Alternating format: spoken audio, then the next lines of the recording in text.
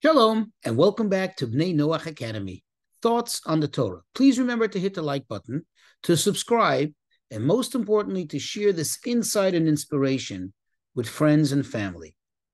So when you look in the book of Exodus, chapter 11, verse 1, God says to Moses, I'm going to bring another affliction on Pharaoh and his people. And after that, he is going to let you go. He's going to send you out. In fact, kishalcho, when he sends you out, when he lets you go, kala garesh yigaresh etchem mizeh. He will drive you out. He will kick you out. Literally, the word garesh means to expel someone, to kick someone out.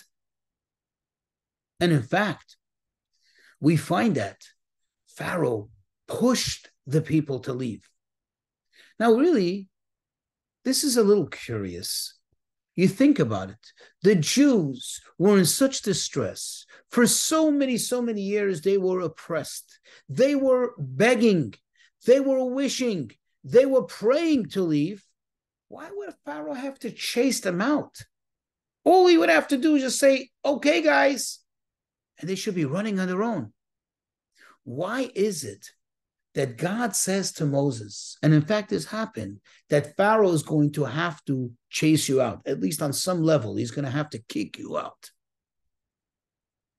The answer is that indeed, yes, there were many Jews, most of the Jews really wanted to leave. Most of the Jewish people were so broken, were so afflicted, they couldn't wait to get out of there. However, there were some who unfortunately became assimilated with the Egyptians, with the Egyptian culture.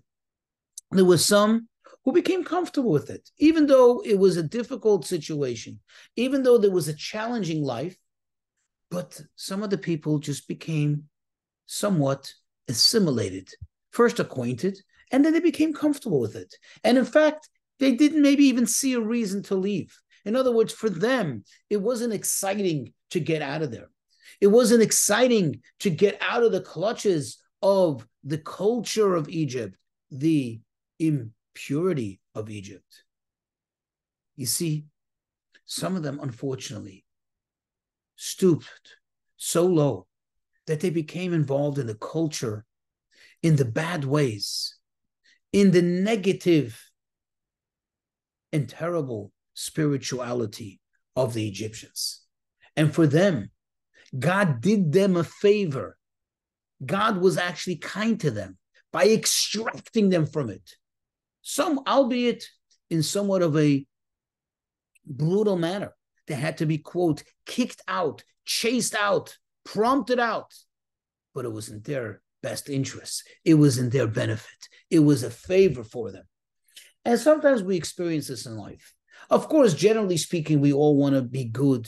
We all want to be aligned with what's good and with what's ideal and with what is holy. But sometimes, without even noticing, we slip into that little, quote, Egypt. We get confined, and we even sometimes assimilate ourselves without even realizing.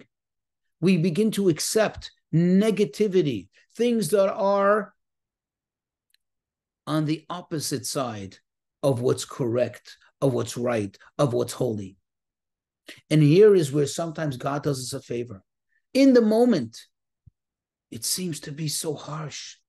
It seems like God, why are you doing this to me? Why am I getting uncomfortable? Suddenly we get extracted from a situation, from a group of people that we haven't even realized that they're really bad for us, that the situation is negative, and we shouldn't really be there. And if we get sucked in even more, God forbid, we can get so distant from who we really are, from who we really want to be.